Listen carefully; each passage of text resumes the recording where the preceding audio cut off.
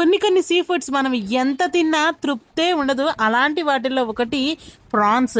ఈ ప్రాన్స్లో ఎన్నో వెరైటీస్ ఉన్నాయి. అందులో ఈ మసాలా రొయ్యల కర్రీ అల్టిమేట్.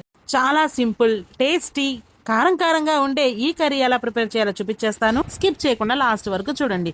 ముందుగా మనం ప్రాన్స్ తీసుకొని ఇందులోకి ఉప్పు పసుపు వేసేసి కలిపేసుకొని మూత పెట్టేసి మీడియం ఫ్లేమ్లో 5 minutes వరకు బాయిల్ చేసుకోవడానికి పెట్టేసుకోవాలి. ఇప్పుడు మసాలా కోసం ఒక మిక్సర్ జార్ని తీసుకొని అందులోకి 2 పచ్చిమిర్చి, ఒక మీడియం సైజ్ ఆనియన్ ముక్కలు కట్ వేసుకొని, తర్వాత వెల్లుల్లి రెమ్మలు, 1 ఇంచు అల్లం ముక్క, కొబ్బరి ముక్కలు వేసుకొని, ధనియాలు, జీలకర్రను కూడా యాడ్ చేసేసుకొని, ఇందులో కొంచెం కొత్తిమీరను యాడ్ చేసేసుకొని బాగా ఫైన్గా పేస్ట్లా గ్రైండ్ చేసుకోవాలి. ఇప్పుడు ఈ రొయ్యను చూస్తే ఆల్రెడీ ఇక్కడ చూసారా, ఈ రొయ్యలు ఈ విధంగా మనకి ముడుచుకుపోయి ఉన్నాయన్నమాట. సో వీటిని మనం హాఫ్ కుక్ అయ్యే వరకు కుక్ చేసుకుంటే చాలు. అంటే జస్ట్ ఒక 5 minutes కుక్ చేసేసుకున్న తర్వాత ఈ రొయ్యల్ని ఇందులో ఉంచి మనం సపరేట్ చేసి వేరే ప్యాన్లో తీసి పెట్టేసుకోవాలి. ఈ వాటర్ మనం ఏమాత్రం యూజ్ చేయమండి. ఈ వాటర్ని మనమైతే పారేస్తామన్నమాట. ఇప్పుడు అదే కడాయిని వాష్ చేసుకుని పెట్టేసుకున్న తర్వాత ఇంకొంత ఆయిల్, తర్వాత ఒక పలావాకు, 3 లవంగాలు, దాల్చిన చెక్క, ఉల్లిపాయలని వేడి చేసుకొని ఉల్లిపాయలు మంచిగా పింకిష్ కలర్ వచ్చే వరకు మనం వీటిని ఫ్రై చేసుకోవాలి. ఈ విధంగా ఫ్రై చేసుకున్న ఈ ఆనియన్స్లోకి మనం ముందుగా 5 minutes బాయిల్ చేసుకున్న రొయ్యల్ని ఇందులోకి యాడ్ చేసేసుకొని ఈ ఆయిల్లోకి బాగా మిక్స్ చేసేసుకోవాలి. ఇక్కడ ఈ చూపిస్తున్న విధంగా ఇలా మంచిగా మనం కలిపేసుకునేటప్పుడే మీకు రొయ్యలు బాగా ఉబ్బినట్టు అనిపిస్తుందండి. అప్పటి వరకు మనం ఈ రొయ్యలు అయితే ఫ్రై చేసుకోవాలి. ఈ విధంగా ఫ్రై చేసుకున్న తర్వాత మనం ముందుగా గ్రైండ్ చేసుకున్న మసాలా పేస్ట్ని ఇందులో యాడ్ చేసుకోవాలి.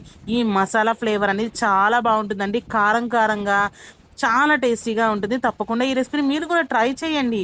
మీరు ఎలా చేస్తారో కూడా కామెంట్ చేయండి. ఇప్పుడు ఈ విధంగా ఈ మసాలాని మనం కొంచెం బాగా ఫ్రై చేసుకున్న తర్వాత ఇందులోకి కారాన్ని, కొంచెం గరం మసాలాని కూడా యాడ్ చేసుకొని ఫ్రై చేసుకోవాలి.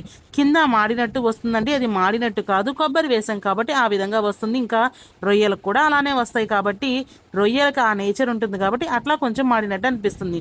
తర్వాత ఇందులోకి మసాలాకు సరిపడా ఉప్పుని అడ్జస్ట్ చేసుకొని తర్వాత బాగా మిక్స్ చేసేసుకొని ఇందులోకి ఈ ప్రాన్స్ మునిగే వరకు వాటర్ అయితే యాడ్ చేసుకోవాలండి. మరీ ఎక్కువ వాటర్ అవసరం లేదండి. జస్ట్ ఒక హాఫ్ గ్లాస్ వాటర్ని యాడ్ చేసుకొని కర్రీ దగ్గర పడే వరకు మనం అయితే దీన్ని మూత పెట్టేసి ఉడికించేసుకోవాలి.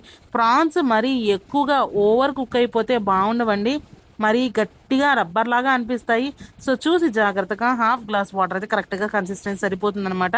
జస్ట్ ఒక 10 minutes ఉడికించేసుకుంటే మన యమ్మీ కారం కారంగా ఉండే రొయ్యల కర్రీ అయితే రెడీ అయిపోతుంది. ఈ రెసిపీ మీకు నచ్చితే లైక్ ఇవ్వండి. ఈ రెసిపీని మీరు కూడా ట్రై చేయండి. మీకు ఎలా వచ్చిందో కామెంట్ చేయండి. రెసిపీ నచ్చిందో లేదో కూడా కామెంట్ చేయండి. ఇలాంటి మరిన్ని రెసిపీస్ కోసం లైక్ చేయండి, షేర్ చేయండి, సబ్స్క్రైబ్ చేసుకోవడం మాత్రం మర్చిపోకండి. Thanks for watching.